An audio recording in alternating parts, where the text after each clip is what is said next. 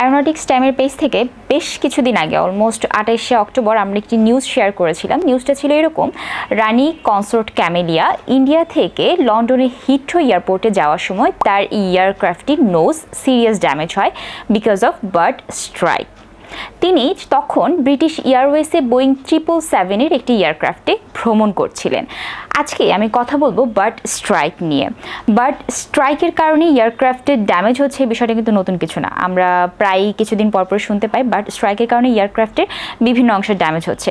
Bird স্ট্রাইকটা হচ্ছে মূলত, এটাকে যদি আমি খুব সহজ ভাষায় বলি, কোনো মুভিং ভেহিকেল, যেহেতু আমি এয়ারক্রাফট নিয়ে কথা বলছি তো অবশ্যই এয়ারক্রাফটের সঙ্গে একটি পাখির কলিউশনটাই হচ্ছে বার্ড স্ট্রাইক।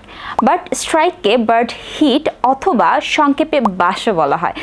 বাসের ফুল মিনিংটা হচ্ছে bird aircraft strike and hazard, bird aircraft strike hazard. এটাকে আবার অনেক সময় বার্ড ইনজেস্টনও বলা হয়ে থাকে। তবে যদি কোনো বার্ড কোনো এয়ারক্রাফটের ইঞ্জিনে স্ট্রাইক করে সেক্ষেত্রে এটাকে বলা হয় বার্ড ইনজেস্টন। একটি বার্ড স্ট্রাইকের কারণে এয়ারক্রাফটের বিভিন্ন অংশের ড্যামেজ হয়, তবে মূলত আমরা দেখে থাকি বার্ড স্ট্রাইকের কারণে এয়ারক্রাফটের ইঞ্জিন, উইন্ডশেল্ড, উইং এবং নোজের ড্যামেজ হয়।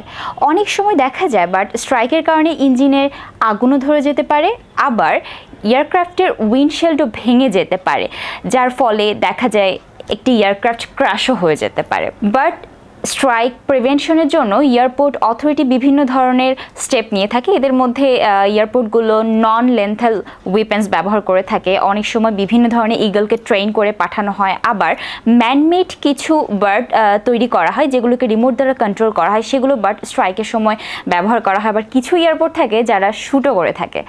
আরেকটি বিষয়, বেশ কয়েক বছর আগে আমরা দেখেছিলাম আমাদের হযরত শাহজালাল ইন্টারন্যাশনাল এয়ারপোর্টের সামনে গাছগুলো কেটে ফেলা হয়েছিল। সেই গাছগুলো কেটে ফেলার আরও একটি কারণ ছিল বার্ড স্ট্রাইক প্রিভেন্ট। কারণ এয়ারপোর্টগুলোর আশেপাশে জায়গা যদি গাছগাছালি কম থাকে এবং যদি কোনো জলাশয় থাকে সেগুলোকে ভরাট করা হয় বার্ড স্ট্রাইক প্রিভেন্টের জন্য। ইন্টারন্যাশনাল সিভিল এভিয়েশন অর্গানাইজেশন অর্থাৎ আইকাওয়ের মতে দৈনিক বিশ্বে প্রায় 34টি বার্ড স্ট্রাইকের ইনসিডেন্ট হয়ে থাকে। বার্ড স্ট্রাইক রিলেটেড বেশ কিছু মুভি আছে, এদের মধ্যে উল্লেখযোগ্য একটি মুভি হচ্ছে সুলি, যেটা 2016 সালে রিলিজ হয়েছিল। আপনারা চাইলে মুভিটি দেখতে পারেন।